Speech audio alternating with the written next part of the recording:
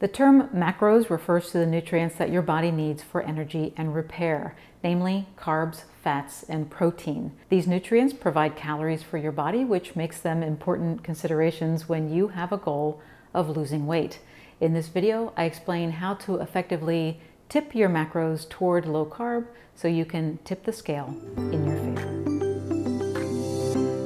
When you switch from a high carb diet to a low carb diet, it is much like tipping a teeter-totter.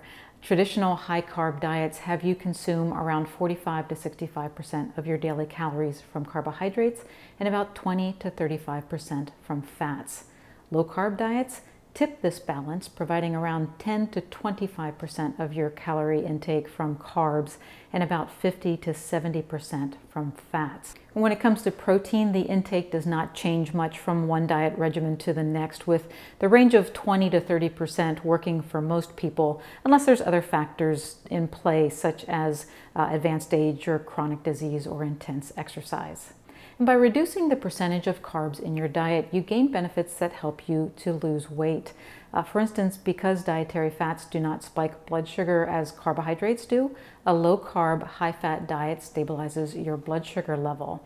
And this is not only a healthy state to be in, but it also prevents blood sugar crashes that lead to that quick onset of intense hunger and cravings that can make it very challenging to stick with traditional high-carb diets. And the hunger satiation that comes with a low-carb, high-fat diet allows you to comfortably remain on the diet and naturally reduce your calorie consumption, which helps to explain why these non-traditional diets are so successful for losing weight. Now, with protein needs staying fairly consistent between diets, the best way to improve your macronutrient ratio is to focus on fats and carbs. And here are some things to consider. The first tip is that quality matters. There are healthy and unhealthy carbohydrates, and the same can be said for dietary fats. High-quality carbs are unprocessed and have a good fiber-to-carb ratio. So these foods will digest slowly, which keeps you feeling full for a long time, and it prevents a spike in the hormone that stores fat called insulin. And fiber supports a healthy gut microbiome as well, which indirectly promotes fat loss. So when it comes to carbs, the most carb-dense and nutrient-poor and therefore most flawed choices are refined carbs like bread, grab-and-go bars, and cereal. So instead, focus your diet on whole foods with a good fiber-to-carb ratio. These choices include raw nuts and seeds, avocados, and berries like strawberries and raspberries, as well as non-starchy vegetables like broccoli, cauliflower, and leafy greens. In fact, one of the best ways to follow a low-carb diet is to make one of your daily meals a salad. A salad not only fills you up with some of the best carb choices, but it also acts as a perfect vehicle for healthy fats.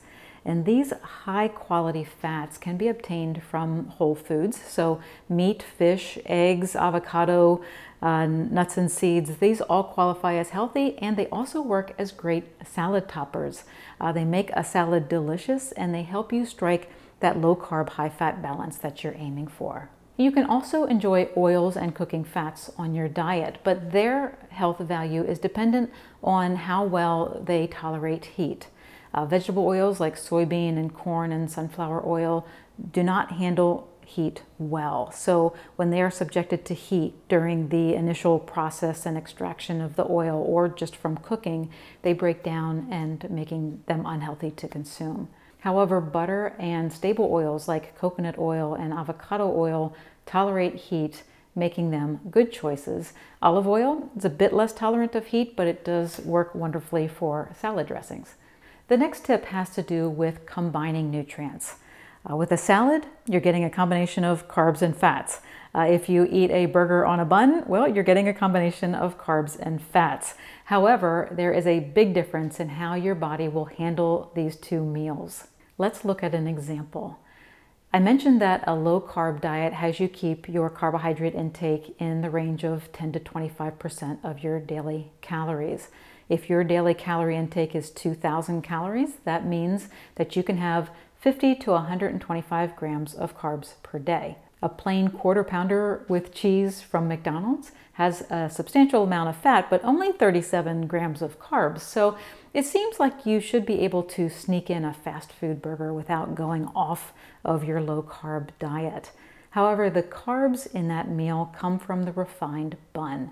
When food is refined, all of the things that slow digestion and absorption get stripped away. And so that resulting rapid absorption quickly satisfies any immediate energy needs your body has, and it spikes insulin, which shuttles extra energy into your fat cells. By the time the slower digesting fat from the burger and cheese gets absorbed, it has nowhere else to go other than storage as body fat. So the takeaway is that refined carbs, dietary fats don't mix. So that bun on your burger, or that small bag of potato chips with lunch, or that little cookie with dinner may seem harmless, but they can stand in the way of your progress. However, the slow digestion of unrefined high fiber carbs means that they work great with fat. So feel free to put full fat dressing on your salad and put butter on your broccoli and cauliflower. And you know, I've found that one of the most challenging mental hurdles to overcome when you tip your macros toward low carb is getting comfortable with adding fat to your diet. We have been told for so many years that eating fat makes you fat, but to get the full benefits from your low carb diet, you need to take this leap of faith. One way that you can improve your macros is to add fat to naturally lean meats like chicken.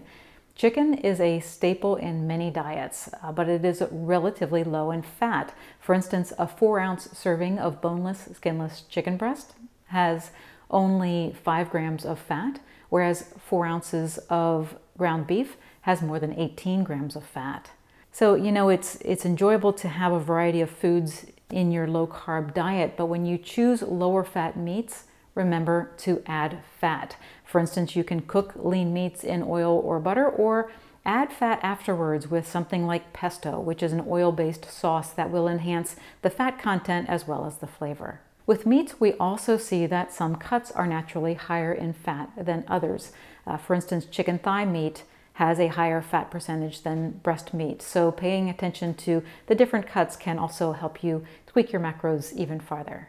And this idea of choosing high fat over low fat varieties also applies to dairy products.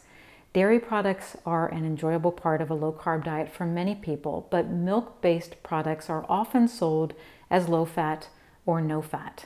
In years past, we thought that this was a healthy way to consume them. However, fat is flavorful. So when the fat is removed, sugar or sugar substitutes need to be added to make these foods appealing. So even though we were led to believe that low-fat yogurt was a healthy choice, we see that a serving of it can contain as many as 30 grams of sugar, which is as much as a standard size Hershey chocolate bar. A delicious and effective way to tip your diet toward low carb is to leave those low fat and skim milk products on the shelf and pick up unsweetened full fat varieties instead. And when it comes to dairy, you'll find that for the most part, foods that are naturally high in fat, like cheese and sour cream and heavy cream, are also naturally lower in carbs, making them good choices for your diet. You know, at the end of the day, there are a range of ways that you can combine macronutrients to eat a healthy diet. However, if weight loss and hunger control are important to you, many people, including myself, find that a low-carb, high-fat, moderate protein diet works wonders. I have a popular download that I refer to as my 0123 strategy. It has been downloaded by tens of thousands of people and acts as a foundation for starting and sticking with a healthy diet.